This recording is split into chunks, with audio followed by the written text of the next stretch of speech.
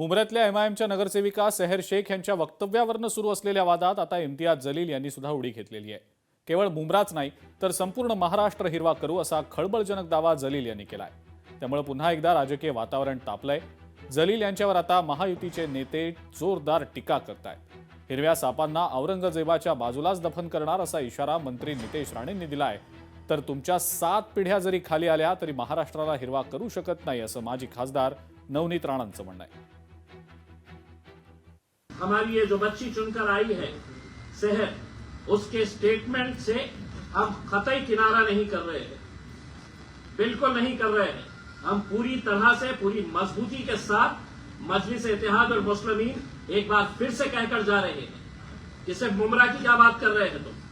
आने वाले वक्त के अंदर हम महाराष्ट्र के अंदर हम अच्छा खासा हरे रंग को फैलाएंगे। बघा, हा छत्रपती शिवाजी महाराजांचा महाराष्ट्र आहे।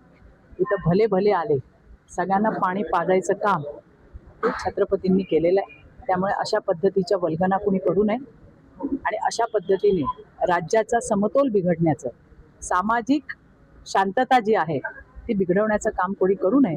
आणि जर तसं केलं, तसा प्रयत्नही जर केला तर निश्चितपणे आपले मुख्यमंत्री आणि गृहमंत्री देवाभाऊ अतिशय सक्षम आहेत। स्वप्न बाळगणाऱ्या औरंगजेब असेल किंवा टिपू असेल आणि असंख्य ह्यांच्या इस्लामिक मुघल राजांना ज्यांनी आमच्या ह्या हिंदू भूमीला, हिंदू राष्ट्राला, आमच्या हिंदू महाराष्ट्राला हिरवं करण्याचं स्वप्न बघितलं, त्यांना ह्याच महाराष्ट्रामध्ये आम्ही गाडून दाखवलेलं आहे। पाय तर त्या इम्तियाज जलील नावाच्या हिरव्या सापानी जरा त्या औरंगजेबच्या कबरीकडे जाऊन उभं राहावं आणि मग हे स्वप्न पाहावं। नाहीतर हे जे काही हिरवे साप आहेत त्यांच्यासाठी पण औरंग्याच्याच बाजूला दफन करण्याचे कार्यक्रम महाराष्ट्रातल्या हिंदू समाजात हातात घेईल एवढं मी तुम्हाला विश्वासाने सांगतो। इम्तियाज जलील आपली औकात आणि आपली परिस्थिती विसरले आहे। त्यांनी जे म्हटलं की सिर्फ मुमरा नहीं, पूरी महाराष्ट्र को हरा करेंगे, छत्रपति की औलादें और छत्रपति के भक्त और उनका खून हमारे अभी भी शरीरों में दौड़ रहा है। तुम नहीं, तुम्हारे 7 पीढ़ियां ऊपर से नीचे आए तो वो भी हरा नहीं कर पाएंगे महाराष्ट्र को। इतना एवढा मानसिकतेचे जे पद्धत आहे, मला वाटते की इम्तियाज जलीलला तमीज हा विसरलेला आहे।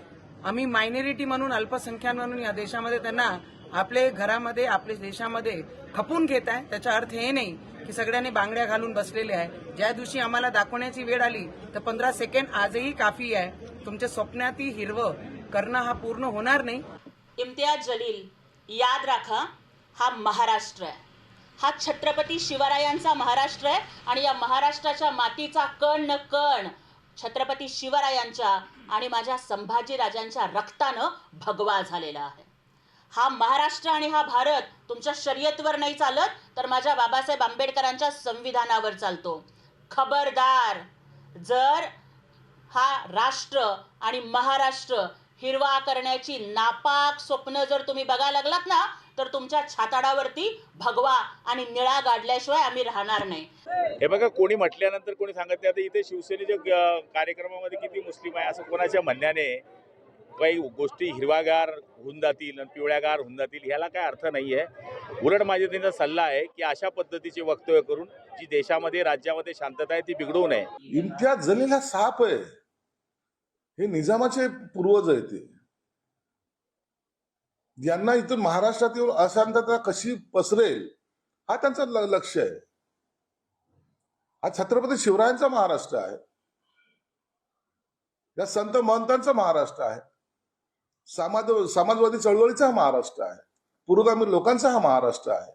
आणि अशा महाराष्ट्राला तर एखाद्या रंगाने रंगून जो जातीचा रंग देण्याचा प्रयत्न करतोय हा अत्यंत घातक आहे। खरं तर याच्यावर कारवाई केली पाहिजे। लोकशाही मराठी, ऐका, पहा, जागरूक रहा।